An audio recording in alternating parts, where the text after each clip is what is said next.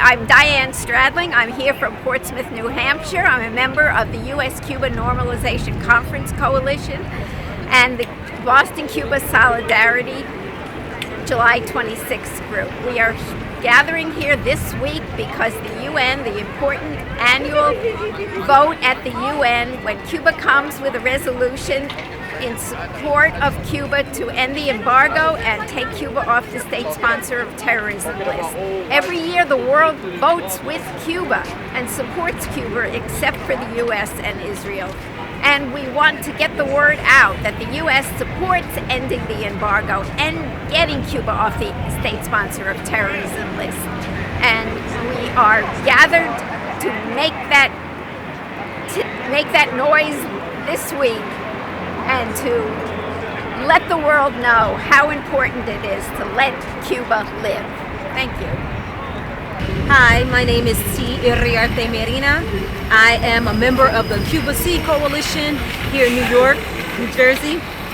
I am here at the rally so that we can call for the end to the U.S. blockade in Cuba. The U.S. has had sanctions on Cuba for over 6 decades, which has impacted the way that people can live and survive on the island.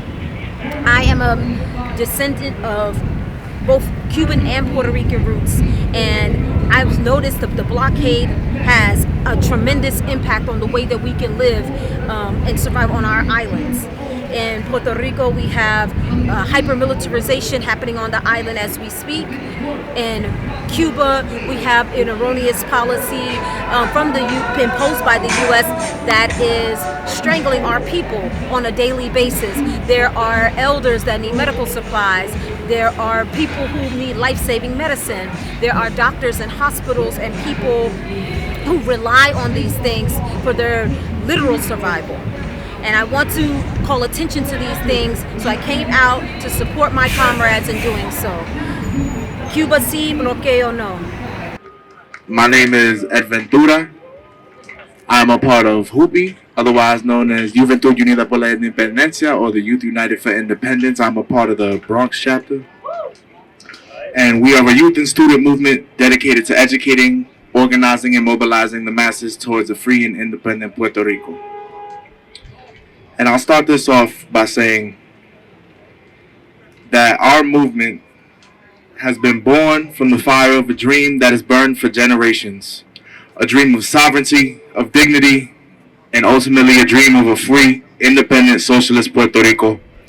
And I'm here to tell you that a large reason that this dream lives on, a large reason that we exist and we walk and fight on these same blocks that people did before us, is because of the unwavering fight, influence, and support of Cuba towards our movement and our revolution. For over 100 years, Cuba has been a beacon for our cause and has supported us every step of the way, in each and every way which they could. And I'll start this off with a story about an experience I had last summer, where I was stopping by labor union offices in Puerto Rico to learn more about what's going on with the workers there. And there was one particular man I spoke to where as soon as he heard independence in her name, he stopped and said, "Wait, independence? You are barking up the wrong tree. What, you want to be like Venezuela? Do you want to be like Cuba?" And I responded with, yes. Yes, in fact, I do.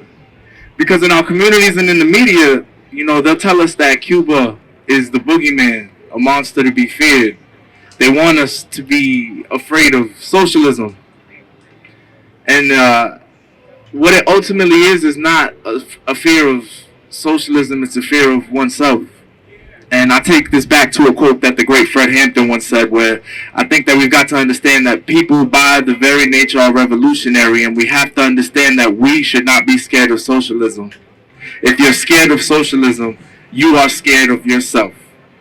You're scared of your own power, you're scared of your own capacity to care for your community and your own right to self-determination, and that is what they are truly afraid of. Because what Cuba is a shining example, living, breathing proof that that very self-determination is a testament to a resistance against the very same colonialism and imperialism that strangles Puerto Ricans today, and has sought to break the spirit of Cubans for decades. And they are still here and still fighting, and for that we thank you.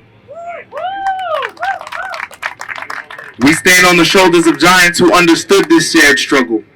We remember the words of Jose Marti, who taught us that a just principle from the depths of a cave is more powerful than an army. We draw from the strength of Ramon Betances, who dreamed of a free Caribbean from imperialism through Spain or the United States. And we honor the legacy of Puerto Rican warriors like Juan Rios Rivera, who fought in Cuba's 10 Years' War because he knew that our fates were intertwined. He knew that a fight for Cuba's freedom was a fight for Puerto Rico's freedom.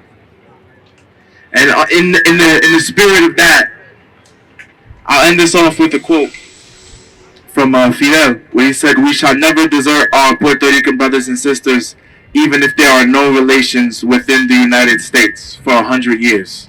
And for that I say, Boricuas, Puerto Ricans united all across the diaspora here and on the island will continue to stand and walk and fight with you the way you have with us.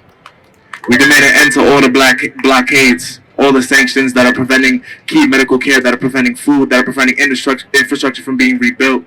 In the name of imperialism and capitalism, thank you so much. Que viva Puerto Rico libre.